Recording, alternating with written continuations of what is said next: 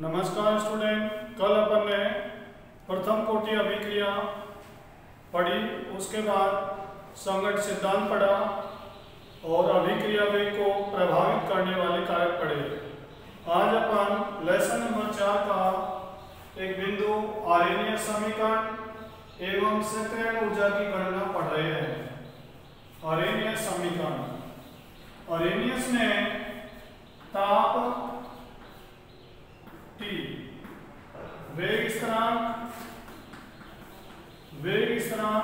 K, सक्रियण ऊर्जा EA में एक संबंध दिया। टेम्परेचर T, वेग स्थिरांक K और सक्रियण ऊर्जा EA में एक संबंध दिया। वो संबंध है K बराबर A E minus EA upon RT। ये एक आरेनियस समीकरण है जिसमें T टेम्परेचर है, K वेग स्थिरांक है, EA सक्रियण ऊर्जा है, R गैस स्थिरांक है,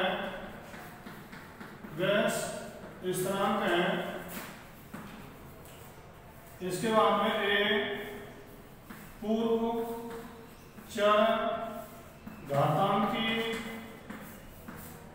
घातांकी गुणांक है। आरेनियस ने एक समीकरण दिया है। वो जो समीकरण है टेम्परेचर, वेग स्थिरांक, सक्रियण ऊर्जा में संबंध को दर्शाता है। ये संबंध है K बराबर A E minus E upon RT। या T टेम्परेचर है, वेग स्थिरांक K है, सक्रियण ऊर्जा E है, R गैस स्थिरांक है, A पूर्व चर घातांकी गुणांक है, जिसे अपन आरेनियस स्थिरांक भी कह सकते हैं। आरेनियस घटक या स्थिरांक भी कह सकते हैं। तो अपन ने एक आरेनियस समीकरण पढ़ी है। आरेनियस समीकरण के द्वारा अपन सक्रियण ऊर्जा की गणना कर सकते हैं। अब ये जो समीकरण है, इस समीकरण का अपन लॉग लेंगे। लघु गुणकों लेने पर इस समीकरण का अपन लघु गुणक ले रहे हैं, तो यह आ जाएगा ln का मतलब होता है log K बराबर log A minus EA upon RT। अपन को पता है ये चर घातांक की जो log होता है, इसका मान होता है 2.303 log। ये चर घातांक की log है और ये सामान्य log है। इस log का मान होता है 2.303 log। इस मान को अपन यहाँ रखेंगे 2.303 log K बराबर 2.303 log A minus EA upon RT। अब अपन क्या करेंगे, 2.303 का दोनों तरफ भाग देंगे। 2.303 का दोनों तरफ भाग देंगे तो इधर मान आएगा अपने पास log K, क्योंकि ये अपन ने भाग दे दिया। फिर आएगा इधर log A और इधर आएगा EA अपॉन RT। ये समीकरण आया और यहां पर रख देंगे 2.303। ये इसे लिखेंगे 2.303 RT। इस समीकरण के द्वारा अपन सक्रियण ऊर्जा की गणना कर सकते हैं। अब ये जो समीकरण है, इस समीकरण के आधार पर अपन आरेख प्राप्त करेंगे। जो आरेख ये है, log एक तरफ लेंगे log K, एक तरफ लेंगे 1/T। एक अक्ष पर log K लेंगे और एक अक्ष पर लेंगे 1/T। एक तरफ अपन ने log K लिया, एक तरफ हमने 1/T लिया है। 1/T। इसका जो अंतःखंड आएगा, अंतःखंड का मान होगा, अंतःखंड का मान आएगा log A। और इसका जो ढाल है जिसको कहेंगे अपन tan थीटा, ये मान आएगा माइनस EA अपॉन 2.303। अब अपन ये समझ रहे हैं इस समीकरण के द्वारा अपन सक्रियण ऊर्जा की गणना कर सकते हैं। इस आरेख के द्वारा भी अपन सक्रियण ऊर्जा की गणना कर सकते हैं। तो यहाँ अपन देख रहे हैं log के और 1/T के बीच में आरेख खींचा है। इसका अंतःखंड आया है log A और ढाल का मान आया है माइनस EA अपॉन 2.303 r। ये अंतःखंड है, अंतःखंड है, ये मान ढाल है, ये अंतःखंड है, ये ढाल है। इस और इसके बीच में अपन ने आरेख खींचा, ये और x पे लिया है और ये y पे लिया है। इस प्रकार अपन सक्रियण ऊर्जा की गणना कर सकते हैं। अब अपन क्या कर रहे हैं, इसके लिए एक अंतराल समीकरण बना रहे हैं। अंतराल समीकरण, अंतराल समीकरण बना रहे हैं इस समीकरण की। तो अपन मान रहे हैं T1 पर वेग स्थिरांक, वेग स्थिरांक K1 है और T2 टेम्परेचर पर वेग स्थिरांक, वेग स्थिरांक है बेटा K2। T1 टेम्परेचर पर वेग स्थिरांक K1, T2 टेम्परेचर पर वेग स्थिरांक K2। तो इसके दो समीकरण बनाए हमने, log K1 बराबर log A minus E upon RT 2.303 RT1। ये समीकरण नंबर 1 हुआ अपना। समीकरण नंबर 2 बनाएंगे log K1 बराबर log A minus EA upon 2.303 RT2। ये समीकरण नंबर हो गया अपना 2। दो समीकरण अपन ने बनाए और दो समीकरण है, इसमें लिखेंगे अपन समीकरण 2 में से समीकरण 1 घटाने पर, समीकरण 2 में से समीकरण 1 घटाने पर। तो इसको अपन लिखेंगे log K2 minus log K1 बराबर, इसके बाद में अपन ये 2.303 R को अपन कॉमन लेंगे तो 1/T2 माइनस 1/T1 यह आया अपने पास। इसके बाद में जो अपना मूल समीकरण आएगा जिसके द्वारा अपन सक्रियण ऊर्जा की गणना करेंगे, वो मूल समीकरण समझ लें, log K2/K1 बराबर EA upon 2.303 T2 minus T1 T2। इस समीकरण के द्वारा अपन अभिक्रिया की सक्रियण ऊर्जा की गणना कर सकते हैं। तो यहाँ पर इसको एक अंतराल समीकरण कह सकते हैं। अपने पास T1 और T2 टेम्परेचर होने चाहिए।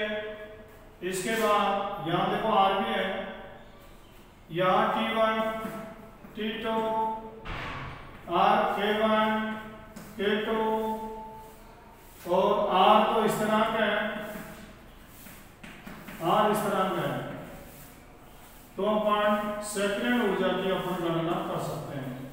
ये मान अपन को दिए हुए होने चाहिए T1 T2 और K1 और K2। R का मान अपन को 8.314 जूल प्रति केल्विन प्रति मोल ये अपन को रखना है आर का मान, ए का मान अपन इस समीकरण के द्वारा ज्ञात कर सकते हैं। इस प्रकार अपन ने इस टॉपिक में सक्रियण ऊर्जा ज्ञात करने के लिए अरेनियस समीकरण पढ़ा और अरेनियस समीकरण के लिए आरेख पढ़ा।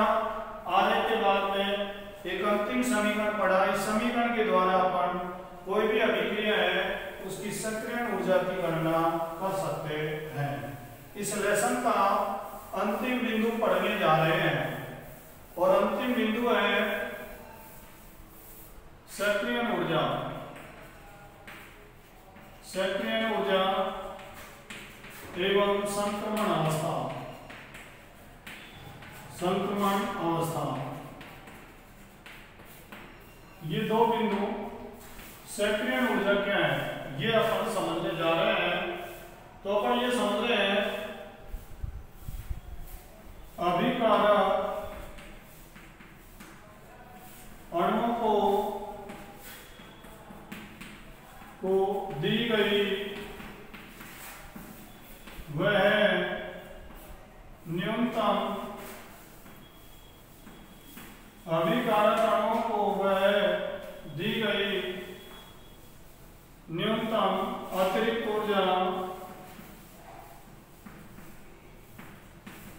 ऊर्जा जो अभिक्रिया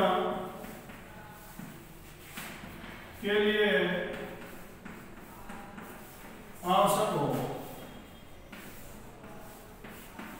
अभिक्रिया के लिए आवश्यक हो, सक्रियण ऊर्जा कहलाती है। सक्रियण ऊर्जा कहलाती है। ये अपन समझ रहे हैं। देखिए सक्रियण ऊर्जा अलग होती है और देहलीज ऊर्जा अलग होती है। यहां पर ये समझ रहे हैं जैसे अभिकारक अणु है और अभिकारक अणुओं के पास जो ऊर्जा है यू मान लें उनके पास अभिकारक अणुओं के पास जो ऊर्जा है वो 15 किलो जूल है। ये अभिकारक अणु की ऊर्जा है 15। तो अभिकारक अणु अभिक्रिया के दौरान टक्कर करेंगे और टक्कर के द्वारा ऊर्जा प्राप्त करेंगे। यूं मान लो उन्होंने 20 किलो जूल प्रति मोल ऊर्जा और ग्रहण कर ली, तो ये टोटल हो गई 35 हो गई। तो ये जो ऊर्जा है अपन ने ये कहलाएगी देहलीज ऊर्जा। देहलीज ऊर्जा ये अभिकारक अणुओं की है और ये जो कहलाएगी वो सक्रियण ऊर्जा कहलाएगी। सक्रियण ऊर्जा, इसका मतलब अपन ये समझ रहे हैं अभिकारक अणु टक्कर करते हैं, टक्कर के द्वारा ऊर्जा ग्रहण करते हैं, तो अपन इसको समझें सक्रियण ऊर्जा E बराबर देहलीज ऊर्जा माइनस अभिकारक अणुओं की औसत ऊर्जा। ये अपन समझ रहे हैं। इसका मतलब ये है प्रत्येक अभिक्रिया के लिए सक्रियण ऊर्जा का मान अलग अलग होता है। जैसे पास होने के लिए 33% चाहिए तो विद्यार्थी अधिक संख्या में पास होते हैं। यदि पास होने के लिए 40% चाहिए तो विद्यार्थी कम पास होते हैं। यदि किसी परीक्षा में 56% अंक चाहिए तो विद्यार्थी और भी कम पास होते हैं। तो देहलीज सक्रियण ऊर्जा वह न्यूनतम ऊर्जा है जो अभिकारक अणुओं के पास होनी चाहिए ताकि अभिकारक अणु उत्पाद में बदल सके। प्रत्येक अभिक्रिया के लिए सक्रियण ऊर्जा का मान अलग अलग होता है। जिस अभिक्रिया में सक्रियण ऊर्जा का मान कम होता है उसमें अभिकारक अणु अधिक संख्या में भाग लेते हैं और अभिक्रिया का वेग अधिक होता है। तो ये अपन समझ रहे हैं सक्रियण ऊर्जा प्रत्येक अभिक्रिया के लिए सक्रियण ऊर्जा का मान अलग अलग होता है। सक्रियण ऊर्जा अभिकारक अणु टक्कर के द्वारा प्राप्त करते हैं और अभिकारक अणु उत्पाद में रूपांतरित होते हैं। अपन एक एग्जांपल समझ लें, ए और बी इसकी अभिक्रिया हो रही है सी से, तो ये हो गए बेटा अभिकारक हो गए, ये अभिकारक है, इनके बीच टक्कर हो रही है तो एक नई अवस्था प्राप्त होती है, इसे कहेंगे संक्रमण अवस्था, संक्रमण अवस्था। और उत्पाद बन गए A प्लस BC, ये उत्पाद बन गए। तो अपन इसके माध्यम से अपन समझ रहे हैं संक्रमण अवस्था। इधर अपन ने स्थितिज ऊर्जा ली, इधर अपन ने अभिक्रिया की गति ली, अभिक्रिया की प्रगति, तो अपन को यह आरेख प्राप्त हुआ। यहां अपन लिख सकते हैं ए बी प्लस सी अभिकारक है, या लिख सकते हैं ये अपनी संक्रमण अवस्था है, संक्रमण अवस्था। यहां अपने उत्पाद है ए प्लस बी सी, ये जो लाइन है और ये जो लाइन का गैप है वो कहलाएगा अभिक्रिया की ऊष्मा डेल एच, ये कहलाएगा ईपी, ये कहलाएगा ईआर, और ये कहलाएगा ये जो बिंदु है ये कहलाएगा ईए। ईए का मतलब होता है सक्रियण ऊर्जा, सक्रियण ऊर्जा। यहां जो ईआर है, ईआर का मतलब है अभिकारकों की ऊर्जा, अभिकारकों की ऊर्जा। ईपी का मतलब है उत्पादों की ऊर्जा, उत्पादों की ऊर्जा। और डेल एच का मतलब है अभिक्रिया एंथैल्पी, अभिक्रिया एंथैल्पी। अब अपने मेन टॉपिक में आते हैं संक्रमण अवस्था क्या होती है। तो संक्रमण अवस्था का मतलब होता है अभिकारक अणु टक्कर करते हैं, टक्कर के द्वारा एक उच्च ऊर्जा वाली मध्यवर्ती स्पीशीज प्राप्त होती है जिसे संक्रमण अवस्था कहते हैं। संक्रमण अवस्था को मध्यवर्ती अवस्था भी कह सकते हैं, संक्रमण अवस्था को मध्यवर्ती अवस्था भी कह सकते हैं। मध्यवर्ती अवस्था के विघटन से उत्पाद का निर्माण होता है। मध्यवर्ती अवस्था या संक्रमण अवस्था की ऊर्जा अधिक होती है और ये अवस्था शीघ्र विघटित हो जाती है और उत्पाद का निर्माण करती है। कोई भी जो अभिक्रिया होती है वो सक्रिय ऊर्जा के माध्यम से और संक्रमण अवस्था के माध्यम से संपन्न होती है। सक्रिय ऊर्जा का मतलब तो ये होता है प्रत्येक अभिक्रिया के लिए आवश्यक ऊर्जा की मात्रा। संक्रमण अवस्था का मतलब होता है एक मध्यवर्ती अवस्था। अभिकारक अणु आपस में टक्कर करते हैं, टक्कर के द्वारा एक मध्यवर्ती अवस्था, ये बॉन्ड टूट रहा है और ये बॉन्ड बढ़ रहा है और एक मध्यवर्ती अवस्था प्राप्त होती है, इसकी ऊर्जा अधिक होती है और अभिकारक अणु उत्पाद में रूपांतरित हो जाते हैं। इस प्रकार विद्यार्थियों अपन ने ऑनलाइन क्लास के द्वारा लेसन नंबर 4 को कंप्लीट कर लिया है, जिसके जितने जो भी नोट शेष हैं वो मैं आपको पीडीएफ के माध्यम से भेजूंगा और आप उसको अपनी नोटबुक में लिखेंगे। धन्यवाद।